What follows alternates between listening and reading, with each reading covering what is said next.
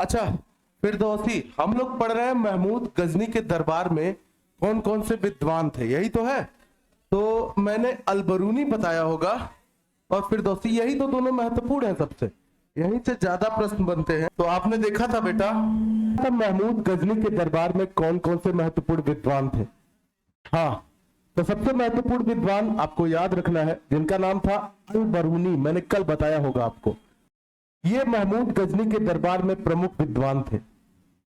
ये अरबी भाषा के बहुत अधिक जानकार थे, मैंने बताया था ये अरबी भाषा के जानकार थे बेटा, इनको अरबी भाषा में महारत हासिल थी। ठीक है, अलबरूनी बाबू अरबी भाषा का विद्वान था। इसके अलावा जो इसकी रचना थी मैंने बताई होगी, इसकी रचना का नाम था, एकदम सही, किताबुल हिंद। किताब उल हिंद, इसकी रचना थी किताबुल हिंद। और इसमें था क्या बेटा, किताबुल हिंद में हिंदुस्तान के समाज व संस्कृति के बारे में चीजें हैं।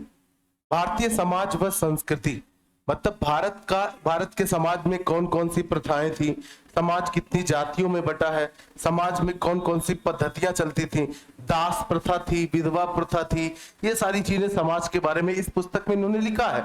अलबरूनी ने लिखा है। कौन सी भाषा में ये पुस्तक है, अरबी भाषा में। और संस्कृति मतलब रहन सहन, खान पान, पहनावा कैसा था, कौन से त्योहार मनाते थे ये लोग, तो इन सब चीजों के बारे में जानकारी अलबरूनी ने अपनी पुस्तक किताबुल हिंद में दिया है ना। इसके बाद दूसरी पुस्तक मैंने बताई होगी आप लोग को, है ना। एक विद्वान थे जिनका नाम था फिरदौसी। क्या नाम था, एकदम सही, फिरदौसी विद्वान थे महमूद गजनी के दरबार में। और इनकी जो और ये फारसी भाषा के विद्वान थे, मैंने आपको बताया होगा ये फारसी भाषा के बेटा विद्वान थे। और इनकी जो रचना है उसका नाम है शाहनामा। शाहनामा, तो आपसे डायरेक्टली पूछ लेता है कि शाहनामा किसने लिखा है, तो किसने लिखा है, फिरदौसी ने। फिरदौसी किसके दरबार में थे, महमूद गजनी के दरबार में थे। अच्छा, शाहनामा के बारे में आपसे पूछेगा इसमें क्या है, तो बताइएगा गजनी ने जो भारत में समय बिताए थे उसी पर आधारित पुस्तक है ये। गजनी ने भारत पर 17 बार आक्रमण किया। कितनी बार, तो उसी के बारे में इसमें सारी घटनाओं का जिक्र है। अच्छा, एक इंटरेस्टिंग बात यह है, इससे पहले फिरदौसी से पहले कोई भी जो राइटर होते थे वो अरबी भाषा में ज्यादातर रचनाएं लिखते थे। फिरदौसी ने यह चलन शुरू किया। फारसी भाषा में अगर कोई अच्छी पुस्तक पहले लिखी गई तो वो थी शाहनामा। ठीक है, इसके बाद तीसरा मैंने बताया होगा उत्बी। तीसरे विद्वान थे महमूद गजनी के दरबार में जिनका नाम था उत्बी। तीसरे विद्वान का नाम क्या था बेटा, उत्बी। अच्छा, उत्बी के बारे में विशेषता ये है, देखें, ये अरबी और फारसी दोनों भाषाओं के जानकार थे। अरबी प्लस फारसी दोनों भाषाओं के जानकार थे ये। इन्हें दोनों भाषाएं पता थी, आती थी। इनकी जो रचना है उस रचना का नाम है, उत्बी की जो रचना है उस रचना का नाम है बेटा किताब उल यामिनी। यामिनी वंश जानते हो ना, महमूद गजनी किस वंश का था, यामिनी वंश का। तो किताबुल यामिनी नामक रचना इन्होंने लिखी है, किताबुल यामिनी। अच्छा, आपसे पूछेगा किताबुल यामिनी में क्या है, भाषा क्या है, और पूछेगा क्या है इसमें विषय वस्तु। तो पहली चीज हम लोग देख लेते हैं किताबुल यामिनी की भाषा। तो ये बेटा अरबी भाषा में लिखा गया ग्रंथ है, ये अरबी भाषा में है। और इसकी विषय वस्तु क्या है, तो इसमें यामिनी वंश के बारे में जानकारी दी गई है। यामिनी वंश के बारे में इसमें चीजें हैं, के विषय में जानकारी। और मूलतः यामिनी वंश कहां से इसमें जानकारी दी गई है, तो अलप्तकीन से नहीं बेटा, अलप्तकीन के बाद आया था सुबुक्तकीन, याद है। तो सुबुक्तकीन से लेकर गजनी तक, महमूद गजनी तक की जानकारी मिलती है। महमूद गजनी तक की जानकारी मिलती है, सुबुक्तकीन से लेकर महमूद गजनी। तो ये उत्बी पूछा जाता है आपसे, उत्बी किसके दरबार में थे, इनकी रचना का क्या नाम है, किताबुल यामिनी। क्या भाषा है, अरबी। किस विषय में, किस विषय वस्तु क्या है, तो बताइएगा। यामिनी वंश के बारे में जानकारी मिलती है। आगे बढ़ा जाए बेटा। तो आप और भी विद्वान थे, जैसे इनके दरबार में एक विद्वान थे फर्रुखी। इतना नहीं जानना हम लोग को, नाम लिख सकते हैं आप लोग। एक विद्वान और थे बेटा, इनकी रचना नहीं जाननी आपको, ये सब विद्वान थे। फर्रुखी विद्वान भी, ये भी अरबी भाषा के ही जानकार थे। फर्रुखी भी बाबू महमूद गजनी के दरबार में। तो आपको तीन नाम याद रखने हैं, अलबरूनी, फिरदौसी और उत्बी। फर्रुखी बीनी के दरबार में थे। ठीक है, आगे बढ़ा जाए। तो महमूद गजनी को हम भारत में लाए थे और भारत में वो रुका नहीं, भारत में वो धन लूटने आया था, संपत्ति लूटने आया था और संपत्ति लूटकर चला गया। उसके बाद अब भारत पर दूसरा तुर्क आक्रमण होने जा रहा है, भारत पर मोहम्मद गौरी का आक्रमण। किसका आक्रमण? हेडिंग डालिए नए पेज पे, फ्रेश पेज पे बड़ी हेडिंग डालिएगा, भारत पर मोहम्मद गौरी का आक्रमण। भारत पर मोहम्मद गौरी का आक्रमण पढ़ने जा रहे हैं। महमूद गजनी का आक्रमण हो चुका है, उसने भारत पर कुल 17 बार आक्रमण किया, लेकिन किसी भारतीय राज्य की स्थापना नहीं की। वो आया, धन लूटा और चला गया। ये आएगा, ये भारत में इस्लामी राज्य की स्थापना करेगा, है ना। तो देखिए भारत पर मोहम्मद गौरी का आक्रमण, ये देखिए उस समय का अखंड भारत है, उस समय का अखंड भारत, और ये आज के पाकिस्तान में पड़ता है। उस समय का सिंध राज्य था। कौन सा राज्य? और यहीं ऊपर छोटा सा राज्य था मुल्तान। कौन सा राज्य? ये आज पाकिस्तान में पड़ते हैं। ठीक है, और यहीं आपको पता है पाकिस्तान के ऊपर यहीं एक राज्य था, आज अफगानिस्तान देश पड़ता है। कौन सा देश? और ये पूरा गजनी राज्य है, पता है ना। यहाँ है बेटा हिंदकुश पर्वत, है ना। ये अफगानिस्तान वाला क्षेत्र है आज के हिसाब से, मैं लिख देता हूं आज के हिसाब से। आज के हिसाब से ये वाला पूरा सेक्शन अफगानिस्तान है, ये आज का अफगानिस्तान है। आप आज के मैप में देखोगे तो यही मिलेगा, ये पाकिस्तान वाला क्षेत्र है, ये ऊपर अफगानिस्तान वाला क्षेत्र है, समझ रहे हैं। और अफगानिस्तान में यही एक पर्वत था हिंदकुश पर्वत। कौन सा पर्वत? हिंदकुश पर्वत। ये हिंदकुश पर्वत है, मैंने बताया हुआ है। और हिंदकुश पर्वत के दक्षिण में ही ये भारत है पूरा, इसके उधर विदेशी राज्य है। और यहीं स्थित था गजनी, यहीं स्थित था बेटा गजनी राज्य। और ये पूरा जितना मैंने व्हाइट से बनाया है ये गजनी राज्य के अधीन है। आपने देखा था यहाँ हिंदू शाही वंश था जिसको महमूद गजनी ने पराजित किया था, जयपाल को पराजित किया, आनंदपाल को पराजित किया, और ये पूरे क्षेत्र पे महमूद गजनी का शासन है। और वो उसके पूरे साम्राज्य की राजधानी क्या है बेटा? गजनी। गजनी, थोड़ा सा इसको नीचे लिखेंगे हम लोग, गजनी, ये है गजनी, है ना। यहीं का शासक था महमूद गजनी। ठीक है, अभी आपने महमूद गजनी को पढ़ लिया है। इसके अलावा, और इसका साम्राज्य लगभग ये पूरा था। इसके अलावा देखें यहीं एक और छोटा सा शहर था, है ना, गजनी। यहाँ ये पूरे राज्य में अफगानिस्तान वाले क्षेत्र में यहाँ एक छोटा सा शहर था गौर। कौन सा शहर बेटा? गौर। ये अफगानिस्तान में पड़ता है आज के। ये शहर था, जैसे गजनी एक शहर थी, है ना, और ये राजधानी थी ये पूरे राज्य की, तो हम इसको बोलते हैं गजनी राज्य। कौन सा राज्य? मतलब आज का पूरा अफगानिस्तान गजनी राज्य था, है ना, महमूद गजनी के बाद। और ये एक छोटा सा शहर था गौर, है ना। तो ये एक शहर था गौर, गजनी के अधीन था। गजनी के अधीन मतलब समझ रहे हो, ये गजनी राज्य जो पूरा था इसी के अधीन एक छोटा सा राज्य था गौर राज्य। तो ये छोटे छोटे कई क्षेत्र थे, वहां के सूबेदार होते थे अलग अलग। तो यहाँ गौर लिख लीजिएगा कि ये गजनी के अधीन एक राज्य था। अधीन मतलब समझ रहे हैं, इसके ऊपर कौन था? गजनी। मतलब ये लोग टैक्स कलेक्ट करते थे, यहाँ का जो भी शासक रहा होगा वो टैक्स कलेक्ट करके अपना सारा कुछ एक हिस्सा रखता होगा और एक हिस्सा गजनी में भेजता था, मुख्य राजा को जिसके अधीन था, महमूद गजनी को भेजता था, है ना। तो गजनी के अधीन एक राज्य था गौर, एक राज्य था गौर। और ये सब कहां की बात हो रही है? अफगानिस्तान, आज के अफगानिस्तान, ये हिंदकुश पर्वत के ऊपर वाले क्षेत्र में। हाँ बाबू, ये बात है, आपने देखा था महमूद गजनी गद्दी पर बैठा था बाबू 998 ईस्वी में, और ये शासन करता है 1030 ईस्वी तक। ये टाइम तक शासन करेगा। 1030 ईस्वी में महमूद गजनी मर गया। उसके बाद गजनी पर और भी उसके उत्तराधिकारी हुए जिनका भारत से कोई लेना देना नहीं है, इसलिए हम उन्हें नहीं पढ़ रहे हैं। लेकिन उनके उत्तराधिकारी धीरे धीरे, गजनी के उत्तराधिकारी 1030 के बाद धीरे धीरे काफी कमजोर होने लगे। तो साल था, मैं बता रहा हूं, साल है 1163 ईस्वी का। कौन सा साल है? मतलब 1163 अगर मैं कह रहा हूं मतलब 100 साल बीत चुके हैं। कितने साल बीत चुके हैं? 1163 में भी गजनी के वंशज हैं जो गजनी पर शासन कर रहे हैं, महमूद गजनी के वंशज हैं जो गजनी पर शासन कर रहे हैं। लेकिन 1163 ईस्वी में, है ना, गौर का एक सूबेदार था, गौर का शासक था जिसका नाम था गयासुद्दीन, है ना, यहाँ का गौर का शासक, है ना। तो साल था बेटा यहाँ का, ऐसे लिख लो, यहाँ का शासक कहां का शासक हम देख रहे हैं बेटा? गौर का। गौर का शासक था गयासुद्दीन, इसका नाम था गयासुद्दीन। अभी सन वन देखेंगे हम लोग, घबराइएगा नहीं।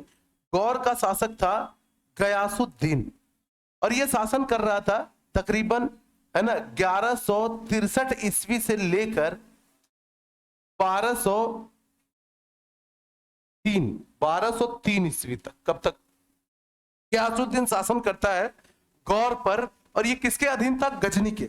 गजनी पे महमूद गजनी के वंशज है, महमूद और ये सब अधीन है, गजनी के अधीन है। गयासुद्दीन यहाँ का शासक है गौर का। जब महमूद गजनी के वंशज बहुत कमजोर हो गए, उनका इतने कमजोर हो गए कि उनका नाम भी नहीं मिलता कि कौन थे, है ना, तो गयासुद्दीन ने गजनी को जीत लिया। मतलब एक अधीन राज्य जो था, वो जिस राज्य के अधीन था उसी राज्य को जीत लेता, गजनी को, राजधानी को जीत लेता। जैसे ऐसे समझ लो, पाटलिपुत्र के अधीन उज्जैन था, है ना, पाटलिपुत्र मगध की राजधानी थी और उज्जैन अवंती की राजधानी थी, और अवंती पर मगध ने कब्जा कर लिया था। अवंती कल को पाटलिपुत्र को जीत ले। किसको जीत ले? मैं समझा रहा हूं एग्जाम्पल के तौर पे। उसी तरह, है ना, साल है बेटा 1173। 1173 में मतलब ये कब से कब तक शासन कर रहा है बेटा? 11। ये भी एक तुर्क मुसलमान है, सारे यहां तुर्क मुसलमान ही थे। मैंने बताया था तुर्कों ने भागकर ईरान से आए थे और यहां पर एक राज्य स्थापित किया था। तुर्क राज्य की स्थापना की थी गजनी में अलप्तगिन ने। किसने बेटा? तुर्क नए मुसलमान थे।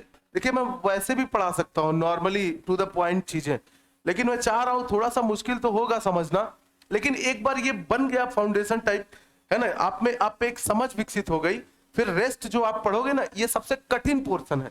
इसके बाद तो सल्तनत काल में इसका बेटा ये, इसका बेटा ये, सब एकदम सीरीज से चलेगा, है ना। एक बार समझ बनना जरूरी है, इसलिए इन चीजों पे मैं मेहनत कर रहा हूं। तो 1173 में गयासुद्दीन ने गजनी को जीत लिया। किसको जीत लिया? जो शासक है कहां का? गौर का। हाँ, 1173 में गयासुद्दीन ने गजनी को जीतकर अपने छोटे भाई, इसके छोटे भाई का नाम था बेटा शिहाबुद्दीन। क्या नाम था? और जिसको आप जानोगे शिहाबुद्दीन वही है, मोहम्मद गौरी है। तो शिहाबुद्दीन मोहम्मद गौरी का मूल नाम है। तो हाँ, छोटे भाई शिहाबुद्दीन को सौंप दिया। नॉर्मली हम लोग को पढ़ाया जाता था तो डायरेक्ट मोहम्मद गौरी से शुरू करते थे, है ना, लेकिन ये जरूरी है, आप समझ नहीं रहे चीजों को। शिहाबुद्दीन, और ब्रैकेट में अभी लिख लेना, शिहाबुद्दीन असल में है मोहम्मद गौरी। ये मोहम्मद गौरी है जिसका आक्रमण होने जा रहा है अभी भारत पर। मोहम्मद गौरी अपने छोटे भाई मोहम्मद गौरी को सौंप दिया। तो ये दोनों भाई पूरे गजनी राज्य पर शासन करने लगे। ये एक छोटा सा राज्य था गौर राज्य, इस पर इसका बड़ा भाई शासन करने लगा। और गजनी किसको सौंप दिया? गजनी किसको सौंप दिया? अपने छोटे भाई को। और पूरे अफगानिस्तान वाले क्षेत्र पर ये लोग शासन करने लगे। मोहम्मद गौरी को सौंप दिया। मोहम्मद गौरी का मूल नाम था बेटा शिहाबुद्दीन और इसका बड़ा भाई था गयासुद्दीन। गयासुद्दीन शासक था गौर का। गौर किसके अंडर में था? गजनी के। लेकिन गौर जब गजनी कमजोर हो गया, महमूद गजनी के मृत्यु के बहुत सालों बाद, अरे महमूद गजनी की मृत्यु कब हो गई? 1030 ईस्वी में। इसके बहुत सारे सालों बाद, लगभग 1173 ईस्वी में, जब महमूद गजनी के वंशज बहुत कमजोर थे, तो ऐसे में गजनी को गौर ने जीत लिया। किसने जीत लिया? गौर ने जीत लिया। और गयासुद्दीन ने अपने छोटे भाई शिहाबुद्दीन को गजनी दे दिया। क्या दे दिया? और बस गजनी को राजधानी बनाकर अब शासन कर रहा है कौन? मोहम्मद गौरी। कौन शासन कर रहा है? तो अब पढ़ा जाए मोहम्मद गौरी। मोहम्मद गौरी के पास गजनी कैसे आया पता है ना? तो महमूद गजनी भी गजनी का ही शासक था और मोहम्मद गौरी भी गजनी का ही शासक था। लेकिन चूंकि वो गौर से थे, कहां से थे, इसलिए इसको मोहम्मद गौरी के नाम से जाना जाता है। इसने शासन भी मोहम्मद गौरी के नाम से ही किया। जिस जगह से बिलोंग करते थे उस जगह को ही अपने नाम में शामिल कर लिया, जैसे महमूद गजनी ने अपने जगह को अपने नाम में शामिल किया था। ठीक है, तो हेडिंग डालिए मुइजुद्दीन मोहम्मद गौरी। पूरा नाम क्या इसका है? हाँ, पूरा नाम इसका है मुइजुद्दीन मोहम्मद गौरी। इस नाम से यह शासक बनता है गजनी का, मोहम्मद गौरी। मुइजुद्दीन मोहम्मद गौरी एक गद्दी पर कब बैठता, कब शासक बनता है बेटा? ये 1173 ईस्वी में। कौन से साल में? हाँ, 1173 ईस्वी से लेकर ये मर जाएगा बेटा 1206 ईस्वी में। तो 1173 ईस्वी से लेकर 1206 ईस्वी तक ये गजनी का शासक होगा। ठीक, आइए इसकी चीजें देख लेते हैं। इसका मूल नाम क्या था, आप बताइए, इसका मूल नाम आपको पता है? शिहाबुद्दीन। मोहम्मद गौरी का मूल नाम था शिहाबुद्दीन। शिहाबुद्दीन। अच्छा, इसकी राजधानी कहां थी, यह भी आपसे पूछा जाता है। राजधानी गौर होगा कि गजनी होगा? एकदम सही, इसकी राजधानी होगी गजनी। तो आप जाने, जब भी छोटे राज्य होते हैं तो उसकी पहचान राजधानी से ही की जाती है, मतलब राजधानी के आसपास वाला क्षेत्र होगा। बहुत बड़ा राज्य था नहीं ऐसा कोई, जैसे चंद्रगुप्त मौर्य का राज्य हो या औरंगजेब का मुगल राज्य हो, समझ रहे हैं कि इसमें 20 प्रांत थे, 19, ऐसा छोटा सा राज्य था गजनी। उसी में दोनों भाई मिलके बांट के शासन कर रहे थे, राजधानी थी गजनी। तो ये 1173 में गजनी का शासक बना। आपने देखा था कैसे शासक बना, भाई ने इसको दिया था। इसके 1173 में गौरी गजनी का शासक बना। ठीक है, शासक बना। और 1173 के बाद, है ना, इसने भारत पर आक्रमण किया 1175 में। कब आक्रमण किया इसने भारत पर? साल 1175 में। कितने साल बाद बेटा? 2 साल बाद। 1175 ईस्वी में मोहम्मद गौरी ने भारत पर आक्रमण किया। मोहम्मद गौरी ने गोमल दर्रे से, ये महत्वपूर्ण है, कभी कभी पूछ लेता आपसे, अभी दिखा रहा हूं गोमल दर्रा कहां स्थित है। एकदम सही, पाकिस्तान में स्थित है ये। गोमल दर्रे से, तो अक्सर पूछता आपसे कि सिकंदर ने भारत पर किस दर्रे से आक्रमण किया था। जब भी कोई एक पर्वत पार करके किसी अन्य देश में आता है तो कोई ना कोई दर्रे से जरूर आया होगा, क्योंकि जैसे दर्रा क्या होता है, जैसे ये पर्वत है, ये पर्वत श्रेणी है, बड़ी विशाल पर्वत श्रेणी है। अब इस पार से इस पार किसी व्यक्ति को आना है तो आप, मध्यकालीन भारत और प्राचीन भारत में संसाधन बड़े कम थे, हमारे पास हवाई जहाज नहीं था, हेलीकॉप्टर नहीं था कि उड़ के सेना आ जाए, तो दर्रा ढूंढा जाता था। दर्रे क्या थे? मान लीजिए पर्वत है, पर्वत श्रेणी, और ये असतत है, कंटिन्यूअस नहीं है, बीच में पर्वत श्रेणी गैप है, यहाँ कोई पहाड़ नहीं है, तो ये दर्रा है। ये क्या है? दर्रा। ये प्राकृतिक मार्ग पर्वत श्रेणियों के बीच होते हैं जहां से आप इधर इस पार से इस पार आ जा सकते हैं। तो कभी भी एक सेना एक दर्रे से ही आ सकती है, पर्वत चढ़ के नहीं आ पाएगी। तो ये कौन से दर्रे से भारत में आते हैं, अभी बता रहा हूं मैं। 1175 ईस्वी में मोहम्मद गौरी ने गोमल दर्रे से भारत पर आक्रमण किया। बेटा, भारत पर गोमल दर्रे से आक्रमण करता है मोहम्मद गौरी, आक्रमण किया। आइए देखते हैं आगे। अभी आप बोलोगे सर गजनी क्यों नहीं पढ़ाया, गजनी का वंश क्यों नहीं पढ़ाया? क्योंकि उसका वंश समाप्त होना है। क्या होना है?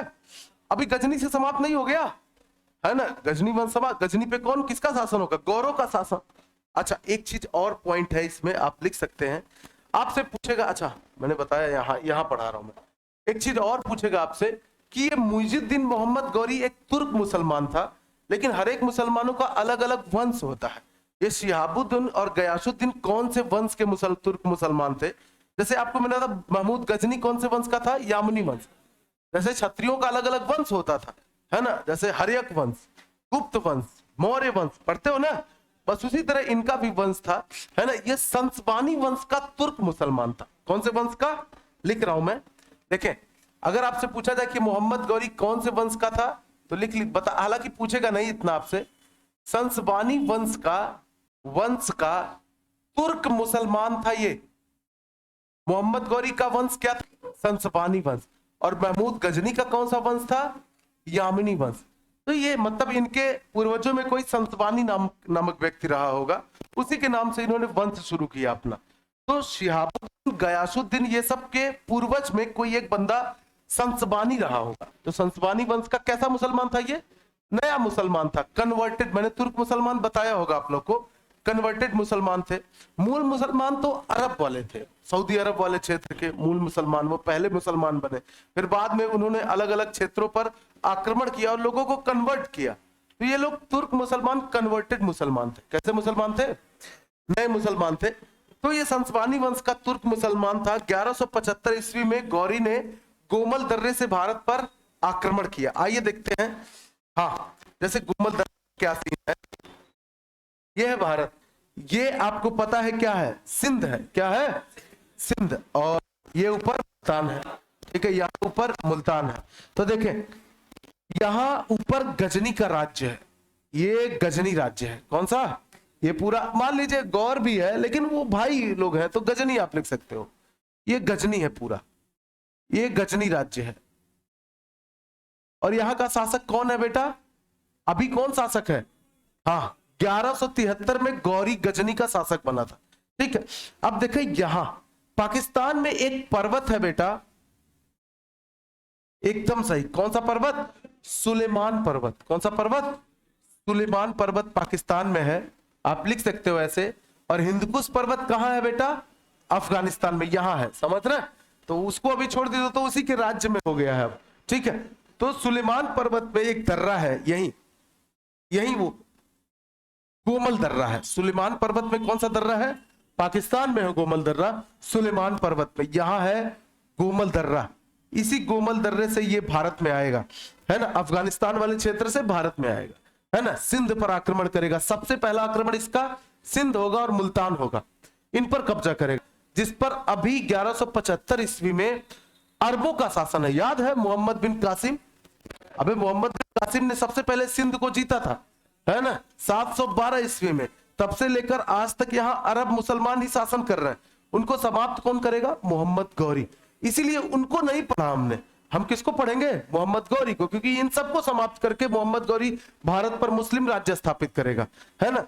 ये है गोमल दर्रा और ये सिंध है। क्या है? इतना तो समझ गए हो, इतना टाइम से पढ़ रहे हो, 2-3 दिन हो गया, इतना सेंस बन गया होगा आपको कि ये गोमल दर्रा है, सॉरी ये सिंध है और ये मुल्तान है। क्या है ये? और ऊपर अफगानिस्तान वाला क्षेत्र था। यहाँ 2 अलग अलग राज्य हुआ करते थे, एक गजनी राज्य और एक हिंदू शाही वंश। कौन सा? जिसको वहंद, जिसकी राजधानी थी वहंद, उसको किसने जीता था? महमूद गजनी ने, याद है। और महमूद गजनी के वंशजों को समाप्त किया मोहम्मद गौरी ने, मोहम्मद गौरी के भाई ने, गयासुद्दीन ने। समझा पा रहा हूं आप लोग को मैं? ठीक है। अच्छा, 1175 में मोहम्मद गौरी ने गोमल दर्रे से भारत पर आक्रमण किया। गोमल दर्रा स्थित है आज के पाकिस्तान में, और कौन से पर्वत श्रेणी में? सुलेमान पर्वत। अच्छा, इसके आक्रमण का उद्देश्य क्या था? उद्देश्य क्या थे, आइए देखते हैं। तो गौरी के भारत पर आक्रमण के उद्देश्य हम पढ़ने जा रहे हैं। तो आपने देखा था गजनी ने किस लिए आक्रमण किया था? तो लूटने के लिए, धन लूटने के लिए। ये धन लूटने के लिए नहीं आया था, ये बड़ा महत्वाकांक्षी व्यक्ति था, ये बहुत बड़े विशाल क्षेत्र पर शासन करना चाहता था, ठीक है। तो ये भारत में अस्थाई इस्लामी राज्य की स्थापना के लिए आक्रमण करता है। कौन बे? मोहम्मद गौरी। भारत में इस्लामी राज्य की स्थापना करना इसका उद्देश्य था, ठीक है। तो लिख लीजिएगा इसका उद्देश्य क्या था भारत में? हाँ, भारत में अस्थाई इस्लामी राज्य की स्थापना करना। तो ये पूछे जाते हैं एग्जाम में आपसे कि महमूद गजनी के क्या उद्देश्य थे भारत पर आक्रमण के, मोहम्मद गौरी के क्या उद्देश्य थे। तो अलग अलग उद्देश्यों के लिए उन्होंने आक्रमण किया। इसका उद्देश्य था भारत में अस्थाई इस्लामी राज्य की स्थापना करना। तो अभी हम आक्रमण पढ़ेंगे 1175 में, पहला आक्रमण पढ़ेंगे 1178 में, उसके बाद आक्रमण पढ़ेंगे, फिर लगातार पढ़ते ही जाएंगे। मोहम्मद गौरी बहुत सारे आक्रमण करेगा भारत पर, है ना। सबसे पहले देख लेते हैं, जिस समय मोहम्मद गौरी भारत पर आक्रमण कर रहा है, जिस समय मोहम्मद गौरी भारत पर आक्रमण कर रहा है, उस समय भारत की राजनीतिक स्थिति क्या है? भारत में कौन कौन से शासक हैं, कौन कौन से छोटे छोटे राज्य हैं जिनको वो पराजित करेगा और भारत पर कब्जा करेगा। तो हेडिंग डालिए, गौरी के आक्रमण के समय भारत की राजनीतिक स्थिति हम देखने जा रहे हैं। गौरी जब आक्रमण करने वाला है उसमें भारत क्या है, कैसे है। तो एक मैप बनाइएगा, कम से कम आधा पेज हो तभी मैप बन पाएगा वो। तो मैं बनाने जा रहा हूं, गौरी के आक्रमण के समय भारत में कौन कौन से राज्य थे और उनके शासक कौन कौन से थे। आइए देखते हैं। देखें, ये है अखंड भारत, अभी जो बनाने जा रहा हूं मैं। आप यहां जान रहे हो कौन सा राज्य है? ये सिंध राज्य। कौन सा राज्य है? सिंध राज्य। और यहीं ऊपर है मुल्तान, ये तो आप परिचित हो इससे, है ना। और ऊपर है ये पूरा क्षेत्र गजनी। क्या है बे? गजनी राज्य है। और यही पंजाब राज्य था। कौन सा राज्य बेटा? जिसमें पाकिस्तान का भी हिस्सा पड़ता था और भारत का भी, है ना।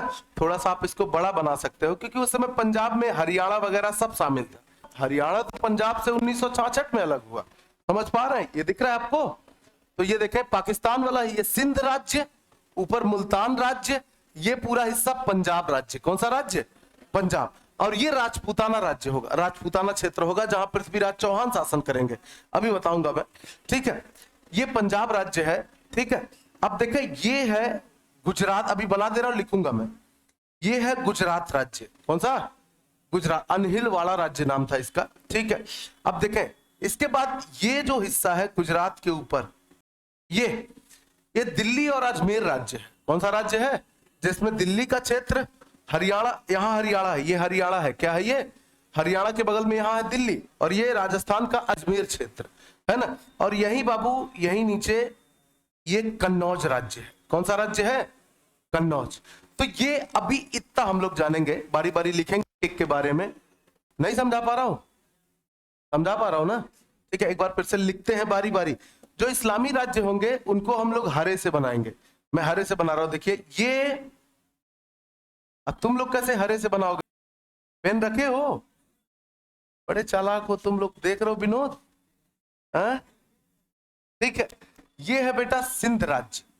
और यहां जो शासन है बाबू, शिया मुसलमानों का शासन है। अरब वाले मुसलमान हैं, शिया मुसलमान।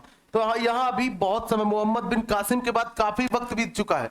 1175 ईस्वी, काफी टाइम बीत चुका, 712 और ये है 1175। तो अभी भी अरब मुसलमान यहां शासन कर रहे हैं, यहीं, वो अंदर भारत में नहीं आते। सिंध राज्य पर शिया मुसलमानों का शासन है, बस इतना लिख लें। आइए देखते हैं यहां, ये दूसरे कलर से बना देता हूं मैं, क्या दिक्कत है? दिख रहा है आपको? ये है मुल्तान। क्या है बेटा? ये मुल्तान राज्य है। इसको भी किसने जीता था? मोहम्मद बिन कासिम ने इसको जीता था 713 ईस्वी में। याद है आप लोग को? शाबाश, है ना। मोहम्मद बिन कासिम में लिखने जा रहा हूं, है ना। ये मुल्तान राज्य है, ये मुल्तान राज्य है बेटा, मुल्तान राज्य। ये मैं बता रहा हूं राजनीतिक स्थिति मोहम्मद गौरी के समय भारत की क्या है। और मुल्तान पर भी अरबों का ही शासन है। अरब मुसलमान शासन कर रहे हैं, एक वंश शासन कर रहा है मुसलमानों का, करमाथी वंश। कौन सा वंश? आप लिखना चाहो लिख सकते हो, नहीं तो अरब मुसलमानों का शासन लिख सकते हैं ऐसे। या अगर और डिटेलिंग पढ़ना चाहते हो, करमाथी वंश के मुसलमान है, लिखना चाहो मैं लिख दूं? ठीक है, अरब मुसलमानों का शासन है।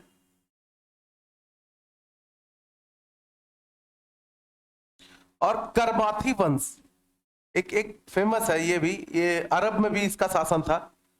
करमाथी वंश के मुसलमान, करमाथी वंश का शासन है मुल्तान पर। ठीक है, आइए देखते हैं अब अगला। ये जो राज्य है, ये आपको दिख रहा है, ये अनहिलवाड़ा राज्य है। गुजरात राज्य कह सकते हैं, अनहिलवाड़ा कह सकते हैं, एक ही है। राजधानी थी इनकी अनहिलवाड़ा। क्या थी? अनहिलवाड़ा। तो ये है गुजरात राज्य, ये है गुजरात राज्य। सबकी राजधानी नहीं देखेंगे, बस भारतीय राज्यों की राजधानी। ये गुजरात राज्य है। और गुजरात का जो शासक है बाबू, क्योंकि ये भारतीय शासक है, हिंदू शासक है, इसलिए इसका नाम हम लोग जानेंगे, है ना। इसका शासक है मूलराज, मूलराज द्वितीय। मोहम्मद गौरी का समकालीन शासक है। और ये एक राजपूत शासक है, चालुक्य वंश का शासक है। चालुक्य वंश, राजपूत होते थे, चालुक्य वंश का शासक है ये, समझ रहे? मूलराज द्वितीय गुजरात का शासक है ना, जिसको अनहिलवाड़ा राज्य भी कहते थे। ठीक है, अनहिलवाड़ा यहाँ की राजधानी थी। तो छोटा राज्य था तो इसी के नाम से जाना जाता था, अनहिलवाड़ा। अब देखें ये वाला हिस्सा जो है आपको दिख रहा होगा, ये पंजाब राज्य है। कौन सा राज्य है बेटा? पंजाब। ये पंजाब राज्य। और इंटरेस्टिंग बात है कि पंजाब राज्य पर ना गजनवी वंश का शासन है। गजनवी वंश के कोई शासक रहे होंगे महमूद गजनी के बाद, जिन्होंने पंजाब को जीता होगा। हालांकि उनका कोई अभी खत्म होने है वो, मोहम्मद गौरी उनको क्या कर देगा, खत्म। इसलिए उनको हमने नहीं पढ़ा, टारगेट नहीं किया। पंजाब पर यामिनी वंश का शासन है। कौन से? तो यामिनी वंश का शासन गजनी से तो समाप्त हो चुका है ना। महमूद गजनी का के वंशजों का शासन गजनी से समाप्त हो चुका है। किसने समाप्त किया था? मोहम्मद गौरी ने नहीं, गियासुद्दीन, उसके बड़े भाई ने। तो अभी यहां की बारी है, इसको समाप्त करेगा मोहम्मद गौरी। कम कर दूं? बताइए, आप जैसा बोलेंगे, है ना? समझ में आ रहा है? तो पंजाब राज्य पर शासन है बेटा, ये सब इंपॉर्टेंट है। पंजाब राज्य पर शासन है गजनवी वंश, और गजनवी वंश ही यामिनी वंश था। शासक का नाम नहीं जानना, क्योंकि कोई भारतीय शासक नहीं है, इसलिए वंश का नाम बस। गजनवी वंश या यामिनी वंश का शासन है। ये राजनीतिक स्थिति देख रहे हैं आप मोहम्मद गौरी के समय। आइए अब अगला राज्य आपको, हाँ अगला राज्य देखें। ये दिख रहा है, ये आप लोग को दिख रहा है बेटा, ये बीच में। अभी मैं आपको वैसे दिखा दूंगा, है ना। ये है दिल्ली अजमेर राज्य। अजमेर राजधानी थी इन लोग की, दिल्ली अजमेर राज्य। ये है दिल्ली अजमेर राज्य। और यहां के जो शासक है ना, वो है पृथ्वीराज चौहान या पृथ्वीराज तृतीय। पृथ्वीराज के पहले भी 2 पृथ्वीराज रह चुके हैं, तो ये पृथ्वीराज तृतीय है, जिनको आप लोकप्रिय रूप से बोलते हो पृथ्वीराज चौहान। समझ रहे? यहाँ के शासक हैं पृथ्वीराज चौहान। दिल्ली अजमेर राज्य के शासक हैं बेटा पृथ्वीराज चौहान, दिल्ली अजमेर राज्य के। और इनका जो वंश है वो है चौहान वंश। चौहान वंश के राजपूत हैं ये, है ना, पृथ्वीराज चौहान। इनके बारे में पढ़ेंगे। इनको भी मोहम्मद गौरी पराजित करेगा, थोड़ा मुश्किल से करेगा लेकिन करेगा। समझ रहे? तो ये जितने राज्य है आप देख रहे हो, सब मोहम्मद गौरी हराएगा शुरू में। यहां से गजनी से आएगा और इन सबको जीतते हुए आएगा, एक को छोड़ के। गुजरात को नहीं हरा पाएगा। किसको नहीं हरा पाएगा? हाँ तो बताऊंगा मैं अभी। हालांकि गुजरात से उसका टकराव होगा। ये दिख रहा है आपको, ये उत्तर प्रदेश वाला क्षेत्र है, मध्य प्रदेश और थोड़ा सा ज्यादातर उत्तर प्रदेश वाला हिस्सा। ये कन्नौज राज्य है। कौन सा? देखिए कन्नौज एक शहर है, क्योंकि छोटा राज्य है इसलिए कन्नौज राज्य, कन्नौज के आसपास वाला क्षेत्र, है ना। ये है कन्नौज राज्य, और कन्नौज राज्य के राजधानी कन्नौज है। कन्नौज राज्य के शासक हैं, यहां के शासक हैं जयचंद। कौन है बे? जयचंद। यहां के शासक हैं जयचंद। और ये गढ़वाल वंश या राठौर वंश, कुछ भी कह लीजिए, दोनों एक ही है। राठौर वंश, अभी लिख लें आप राठौर वंश। तो राठौर वंश के राजपूत शासक हैं। तो देख रहे हैं भारत इस समय कैसे छोटे छोटे राज्यों में बटा हुआ है। कोई एक बड़ा केंद्रीय शक्ति नहीं है, सब छोटे छोटे, अंदर भी और भी छोटे छोटे बहुत सारे राज्य हैं, है ना। लेकिन अभी उनकी आवश्यकता नहीं, जब पड़ेगी, जब मैं कुतुबुद्दीन ऐबक पढ़ाऊंगा तो बताऊंगा और छोटे छोटे राज्य कौन से थे जिनको कुतुबुद्दीन ऐबक ने जीता। समझ पा रहे हैं? जो मोहम्मद गौरी का गुलाम है, दास है, ठीक है, वो भारत पर लंबे समय तक शासन करेगा। इतना समझ में आया? और ये कौन सा राज्य है बेटा? ये है गजनी, जहां का शासक है मोहम्मद गौरी। ये है गजनी। ये है गुजरात राज्य, यहां का शासक है मूलराज द्वितीय और चालुक्य वंश का। कौन से वंश का क्षत्रिय है? जो भारतीय शासक है उनका सब पढ़ेंगे हम, ठीक है। और ये है दिल्ली अजमेर राज्य, जिसमें मोस्टली राजस्थान का हिस्सा, दिल्ली का हिस्सा, ये सारे हिस्से हैं। और ये यहाँ के शासक है पृथ्वीराज चौहान, चौहान वंश के हैं। ये है कन्नौज राज्य, उत्तर प्रदेश मध्य प्रदेश वाला क्षेत्र, और यहाँ के शासक है जयचंद, गढ़वाल वंश या राठौर वंश, ठीक है। उसके बाद ये है पंजाब। पंजाब पर विदेशी राज्य है गजनवी या यामिनी वंश। महमूद गजनी वाले कोई बच्चे उसके नाती पोता आए होंगे, यहाँ शासन कर रहे हैं, ठीक है। पंजाब में गजनवी वंश है। और यहाँ मोहम्मद बिन कासिम वाले लोग हैं, अरब मुसलमान, सिया मुसलमान सिंध पर शासन कर रहे हैं। और मुल्तान पर भी करमाथी वंश के मुसलमान, जो अरब मुसलमान हैं, ये लोग शासन कर रहे हैं, ठीक है। और यहाँ तुर्क मुसलमानों का शासन है। किसका शासन है? नए मुसलमानों का शासन है। और कौन सा तुर्क शासन कर रहा है? मोहम्मद गौरी। गजनी पर शासन कर रहा है मोहम्मद गौरी। अब वो भारत पर आक्रमण करने जा रहा है, गद्दी पर गजनी पे बैठा है 1173, और 2 साल बाद, 2 साल 1175, यही है एक पर्वत श्रेणी, सुलेमान पर्वत, यहीं से होकर आएगा ये अंदर। तो पढ़ा जाए पहला आक्रमण, ये पाकिस्तान वाला क्षेत्र है। कौन सा क्षेत्र है? पाकिस्तान। और ये है ऊपर अफगानिस्तान, क्या है? और ये पूरा गजनी है। उसके बाद देखें ये वाला हिस्सा जो है, ये नीचे नीचे जितना पूरा हिस्सा है ये क्या है? ये। और ये ऊपर ऐसे है मुल्तान, क्या है? मुल्तान। ये है पंजाब राज्य, जिसमें हरियाणा भी है, आज का पंजाब, पाकिस्तान वाला पंजाब, सब है। समझ पा रहे हो कि नहीं? ठीक है। ये है गुजरात राज्य। कौन सा राज्य? गुजरात राज्य है। ठीक। और ये पूरा हिस्सा ऐसे दिल्ली और उत्तर प्रदेश, ये वाला दिल्ली अजमेर राज्य है। कौन सा राज्य? और आप देख रहे हो ये है कन्नौज राज्य। और ये पंजाब पर किसका शासन है? करमाती वंश के मुसलमानों का। सिंध पर सिया मुसलमानों का। गुजरात पर द्वितीय का शासन है। दिल्ली अजमेर राज्य पर पृथ्वीराज चौहान का शासन है। कन्नौज पर नहीं समझे बात को? समझ गए ना? तो ये राजनीतिक स्थिति थी अभी इधर की। अब अंदर क्या है हम बाद में देखेंगे। बिहार में उदंतपुरी राज्य है, कौन सब हम लोग बाद में देखेंगे। अब हम पढ़ने जा रहे हैं मोहम्मद गौरी के आक्रमणों का क्रम, है ना।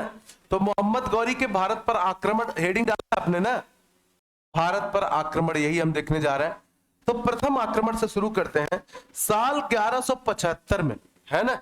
सबसे पहले सिंध व, हेडिंग डाली जैसे में, सिंध व मुल्तान विजय।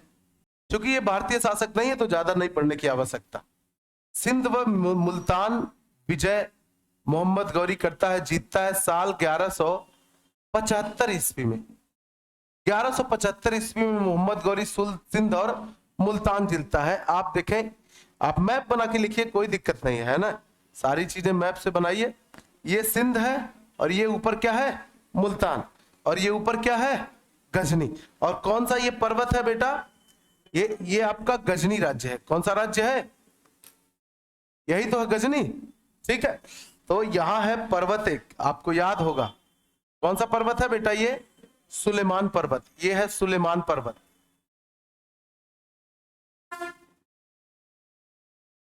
सुलेमान पर्वत। और कौन से दर्रे से होकर आएगा ये? कोमल दर्रा। ये है गजनी। ये है बेटा गजनी, सॉरी, ये है गजनी। तो ठीक है, बस डायरेक्टली लिखो, ये है आपका सिंध और ये है मुल्तान। तो साल था बेटा 1175 में, बस लिख लो ऐसे डायरेक्टली। यहां युद्ध नहीं पढ़ना हमें। तराइन का युद्ध पढ़ेंगे अच्छे से क्योंकि वो पृथ्वीराज चौहान के साथ होगा। चंदावर का युद्ध अच्छे से पढ़ेंगे क्योंकि वो जयचंद के साथ होगा। तो भारतीय शासकों के साथ जो युद्ध होंगे उनको डिटेल में पढ़ेंगे, अन्य को डायरेक्टली लिख लेंगे, है ना। 1175 ईस्वी में गौरी ने 1175 ईस्वी में गौरी ने, है ना, सिंध व मुल्तान को, और सिंध और मुल्तान पाकिस्तान वाले क्षेत्र और ये भारत के हिस्सा है। किसका हिस्सा है ये? हाँ, सिंध व मुल्तान को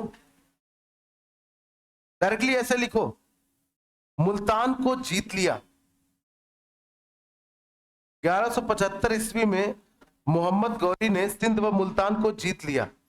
बस, कोई कौन शासक था किससे कोई मतलब नहीं। अब उसके बाद देखें, है ना, मोहम्मद गौरी का बगला अभियान, बस ऐसे डायरेक्टली 1175 में गौरी ने सिंध व मुल्तान को जीत लिया। सिंध पर शासन है सिया मुसलमानों का और मुल्तान पर शासन है अरब मुसलमानों का, वो भी करमाती वंश के। कौन से वंश के? और ये सुलेमान पर्वत से आया था। कौन से दर्रे से आया था बेटा? गोमल दर्रा। यहां है, यही है ये गोमल दर्रा, ये यही सुलेमान पर्वत में है गोमल दर्रा।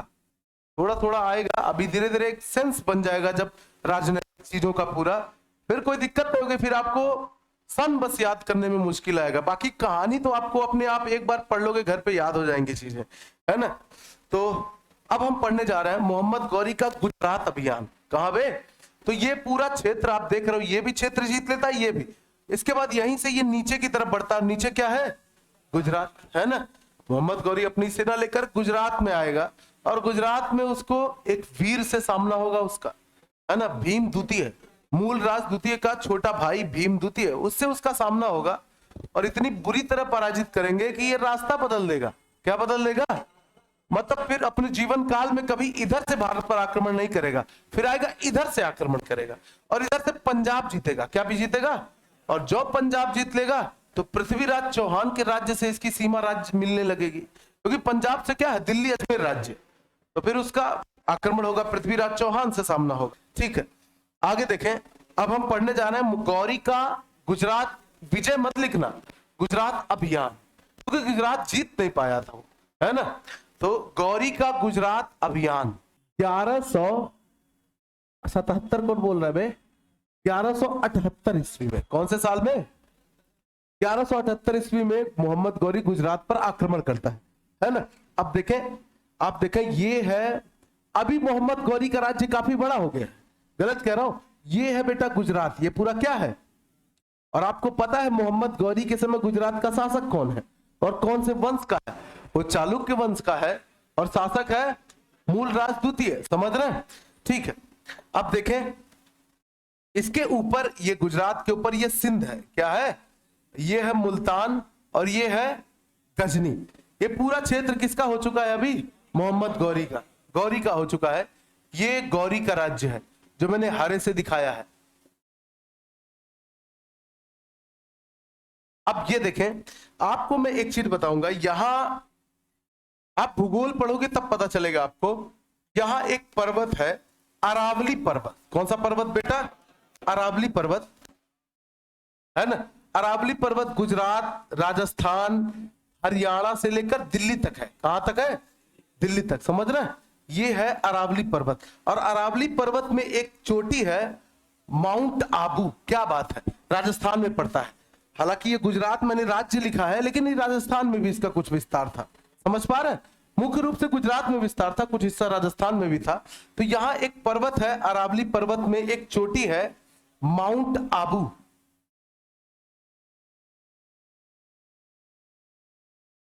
माउंट आबू, और ये माउंट आबू आज वर्तमान में राजस्थान में पड़ता है, समझ रहे हैं। ठीक है, तो ये माउंट आबू, ये ऊपर से आ रहा है, सिंध वगैरह जीत के ऊपर से आ रहा है। और यही माउंट आबू के निकट जब किसी के राज्य में प्रवेश करोगे तो जाहिर सी बात है, उसके बाद जितना सामर्थ्य है उस सामर्थ्य के साथ वो आपको रोकेगा। तो बस इसने प्रवेश किया, और माउंट आबू के निकट इसको सेना मिली मूलराज द्वितीय का, जिसका सेनापति है इसका छोटा भाई, मूलराज द्वितीय का छोटा भाई भीम द्वितीय, है ना। तो युद्ध किया जाए, तो युद्ध कहां तक टाला जाए, द्वंद्व कहां तक पाला जाए, तू भी राणा का वंशज है, फेंक जहां तक भाला जाए। तो अभी वो बहुत बुरी तरह भाला फेंकेगा भीम द्वितीय। कौन फेंकेगा, और ये मरते मरते बचेंगे भाई साहब, है ना। जितने भी भारतीय इतिहासकार हैं उनकी पुस्तकें आप पढ़ेंगे, अगर किसी भारतीय शासक ने विदेशी शासक को पराजित किया तो हर एक मिलेगा मरते मरते वो लौटा। कैसे लौटा, मरते मरते। ऐसे पृथ्वीराज चौहान हराएंगे तराइन के प्रथम युद्ध में, तो कहा जाएगा मोहम्मद गौरी मरते मरते बचा। अरे मरते मरते बचा तो मार क्यों नहीं दिया, समझ रहे हैं। हाँ, तो महानता दिखानी थी भारतीय शासकों की, ये छोड़ देते थे। अगर कोई शासक हार रहा है तो छोड़ देते थे। तो लिख लीजिए एक लाइन, 1175 नहीं 78, कौन सा साल है, 1178 हो जाता है फ्लो।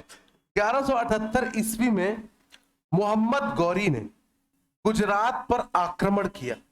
हाँ ठीक है, आइए, आक्रमण करेंगे तो युद्ध होगा।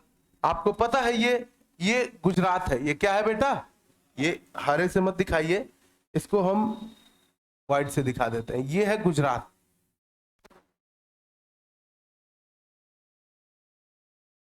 और अभी गजनी राज्य काफी बड़ा हो चुका है। गजनी देख रहे हो, ये पूरी गजनी है, नीचे सिंध भी गजनी में शामिल हो चुका है। ये है गजनी पूरा, और गजनी का शासक कौन है, मोहम्मद गौरी। तो सुनना चाहोगे कहानी, समझ में आ रहा कि और इसको डिटेलिंग से बनवाऊं, समझ में आ जाएगा। इसको कंप्लीट करूं मैं, तराइन का युद्ध कंप्लीट कर दूं, उसके बाद पद्मावती की कथा सुनाऊंगा, ठीक है। मोहम्मद गौरी वर्सेस, युद्ध हो रहा है ना, तो एक दूसरे के खिलाफ है वर्सेस। दूसरी तरफ है मूलराज द्वितीय, मूलराज द्वितीय दूसरी तरफ है। ये कहां का शासक है बताइए, एकदम सही, ये गजनी का शासक है बेटा, ये गजनी का शासक है। और ये है गुजरात के शासक, मूलराज द्वितीय का वंश कौन सा है आप बताइए। अगर पूछा जाए वंश तो कौन सा वंश है इनका? ये चालुक्य वंश के क्षत्रिय हैं बेटा। आप बता दीजिए मोहम्मद गौरी का कौन सा वंश है? संसबानी वंश। यामिनी वंश कौन बोल रहा है? यामिनी वंश का महमूद गजनी था, ये संसबानी वंश का है। कौन सा वंश का है? अबे अभी तो बताया था थोड़ी देर पहले, संसबानी वंश का। इन दोनों के बीच युद्ध हो रहा है। अच्छा, मूलराज द्वितीय के साथ है ना ये युद्ध नहीं लड़ा था, इन्होंने युद्ध नहीं लड़ा था, इनके सेनापति थे है ना जिन्होंने युद्ध में बड़ी महत्वपूर्ण भूमिका निभाई थी, है ना, इनके भाई थे। मूलराज द्वितीय के भाई व सेनापति थे भीम द्वितीय। और मूलराज द्वितीय की माता ने भी इस युद्ध में बड़ी सक्रिय भूमिका निभाई थी, है ना। इनकी माता का नाम था नायिका देवी। नायिका देवी, पूरा परिवार ही युद्ध लड़ रहा था मोहम्मद गौरी के खिलाफ, माता, भाई और खुद राजा मूलराज द्वितीय चालुक्य वंश, ये सब युद्ध लड़ रहे थे, है ना, चालुक्य वंश मोहम्मद गौरी से। ठीक, ये युद्ध हो रहा है बेटा। अच्छा, एक चीज और बताऊं मैं, जब सोमनाथ मंदिर गुजरात पर आक्रमण हुआ था महमूद गजनी का, याद है 1025 ईस्वी में, उस समय शासक था गुजरात का भीम प्रथम। ये जितना बहादुर था भीम द्वितीय, भीम प्रथम उतना ही नल्ला था। क्या था? जब महमूद गजनी ने गुजरात पर आक्रमण किया सोमनाथ मंदिर पे, वो राज्य छोड़ के भाग गया भाई साहब। उसको अपने राज्य के एक धरोहर की रक्षा करनी चाहिए थी। भले आप एक राजपूत हो, राजपूतों का मतलब ही होता है, वहीं एक राजपूत थे राणा रतन सिंह, पता है कि नहीं, है ना। अलाउद्दीन खिलजी बोलेगा आने वाले समय में अपनी पत्नी को भिजवा दो, संदेशा भिजवाएगा। अब अलाउद्दीन खिलजी वगैरह क्या है, अशिक्षित लोग, जंगली लोग, सिर्फ युद्ध करना जानते, उन्हें सभ्यता क्या पता, है ना। और ये युद्ध हो रहा है बेटा, आपको लोकेशन बता रहा हूं, लैंडमार्क है माउंट आबू। कहां युद्ध हो रहा है? माउंट आबू में। माउंट आबू में युद्ध हो रहा है बेटा, समझ रहे हैं? ठीक, राजस्थान में युद्ध हो रहा है। और ये युद्ध कब हो रहा है आप बताएं, कब हो रहा है बेटा युद्ध? 1178 ईस्वी में। ठीक है, इस युद्ध में परिणाम क्या निकलता है? युद्ध घनघोर युद्ध हुआ, तलवारें से तलवार टकराई है ना। परिणाम क्या निकला, आइए देखते हैं इस युद्ध का परिणाम। तो बेटा इस युद्ध में मोहम्मद गौरी बुरी तरह पराजित हुआ और दोबारा अपने पूरे जीवन काल में कभी गुजरात की तरफ मुड़कर बुरी निगाहों से नहीं देखा। समझ पा रहे हैं? क्योंकि बहुत बुरा उसका अनुभव रहा है यहाँ, है ना। तो याद रखेंगे, लिख लीजिएगा, परिणाम यह निकला कि मोहम्मद गौरी इस युद्ध में बुरी तरह पराजित हुआ।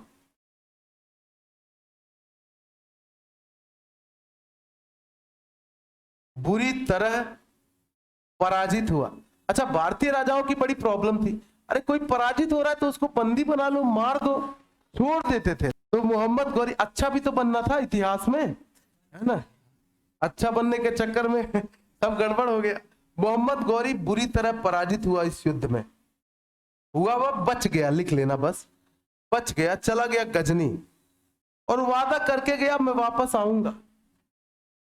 हाँ, तो मोहम्मद गौरी और ये अलग लेवल के, इन सब का काम ही था युद्ध। ऐसा नहीं कि हमारे यहाँ राजपूत शासक युद्ध करते थे, तैयारियां चलती थी युद्ध की महीनों तक, उसके बाद युद्ध।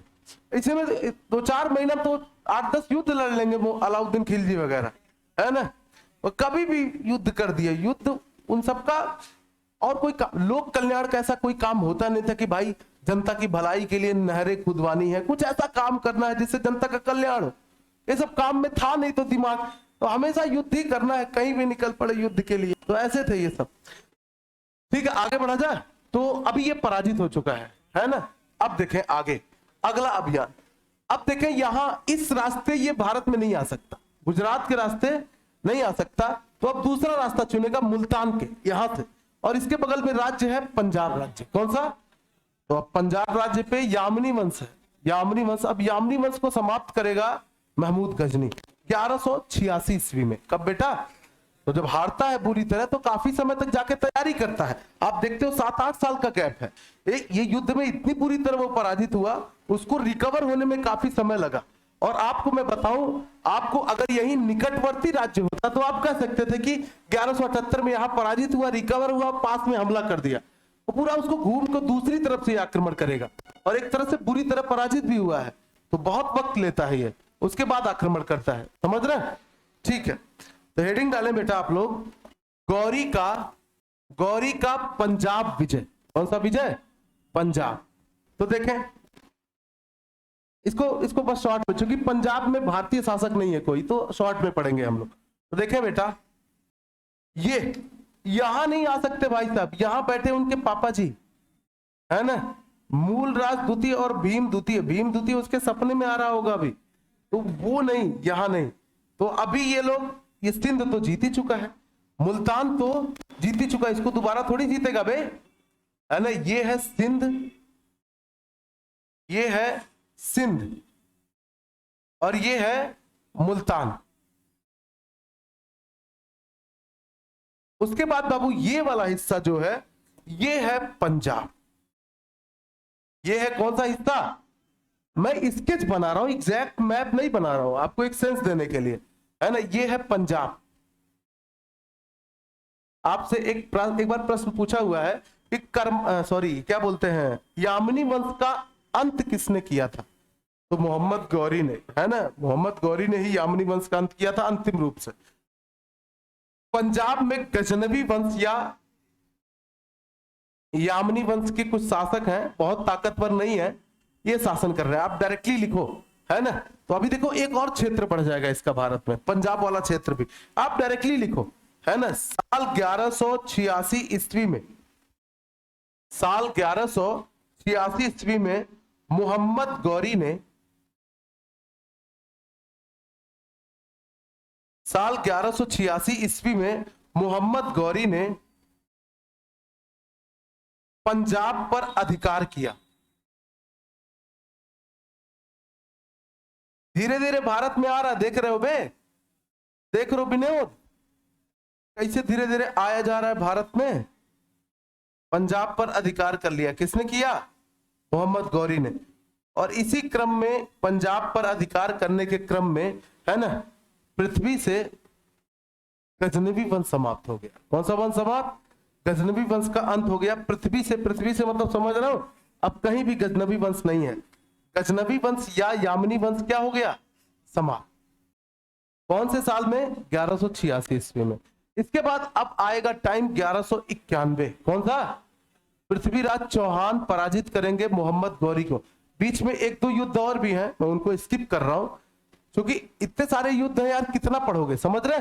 तो कुछ शुरुआती, कुछ लास्ट के, और बीच में जो सब तगड़े तगड़े वाले हैं वो सब पढ़ेंगे हम लोग, ठीक है ना। आपको मैं आवश्यकता से अधिक ही बता रहा हूं, घबराइएगा नहीं जरा भी, है ना।